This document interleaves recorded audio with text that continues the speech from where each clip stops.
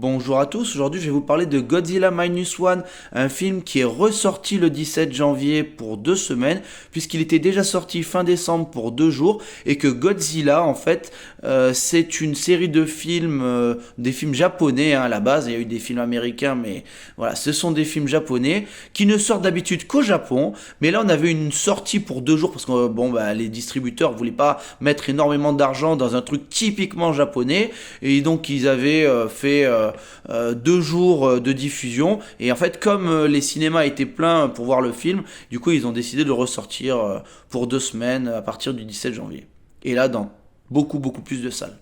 Le film nous raconte l'histoire d'un jeune homme à la fin de la Seconde Guerre mondiale, un jeune homme qui devait donc se sacrifier, qui était un kamikaze, donc c'est ces jeunes hommes qui étaient dans les avions et qui devaient foncer dans quelque chose pour aider la nation. Du coup, il a déserté en fait, il n'a pas voulu se sacrifier, il a eu peur de la mort et il va prétendre qu'il a un problème mécanique sur son avion et se poser sur une île où il y a des mécaniciens.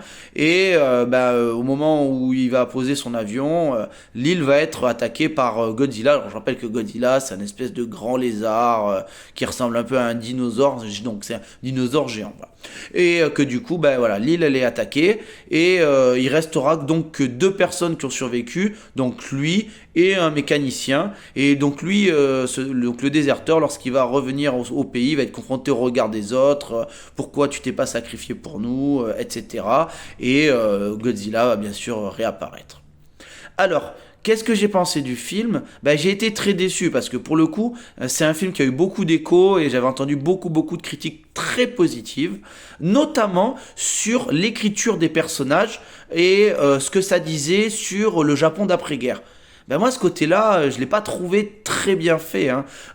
L'écriture, ok, on voit. Alors, c'est visuellement les décors et tout ça d'après-guerre, de destruction et tout ça.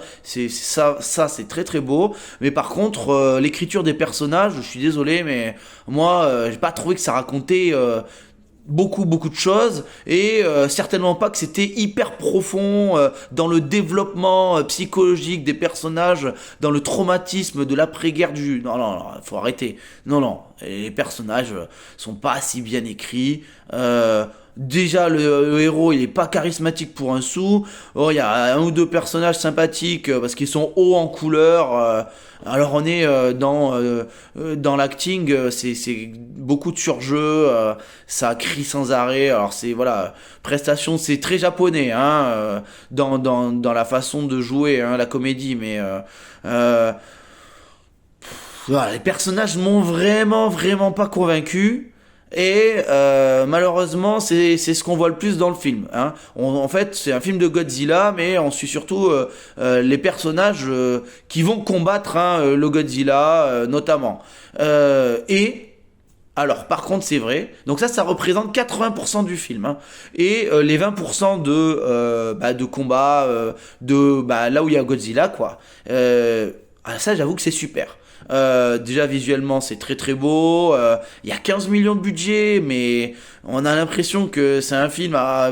Quand on voit les 150 millions dans les productions américaines, on se dit mais attendez, comment ça se fait que c'est aussi beau avec 15 millions? Donc là c'est magnifique, destruction de décors, le Godzilla, la mer, c'est les navires, tout est magnifique. Donc c'est hyper plaisant à suivre quand c'est les scènes d'action sont géniales. Ça c'est vrai, mais c'est qu'une toute petite partie du film, pas plus de 30 minutes en cumul, hein, je pense. Donc, le film, il est pas divertissant et c'est ça le problème. Moi, il m'a pas diverti. Il y a trop de moments où on s'ennuie. Il y a trop de longueur. Du coup, c'est vraiment dommage. C'est vraiment dommage. En tout cas, moi, ça m'a pas captivé. Mais je suis certainement le seul, puisque j'ai vraiment entendu que des critiques très positives. Bon, voilà, ça reste mon humble avis. Allez le voir, hein, c'est pas un mauvais film, hein, mais moi je vais rapidement l'oublier. C'est pour ça que je mettrai la note de 6 sur 10 à ce film.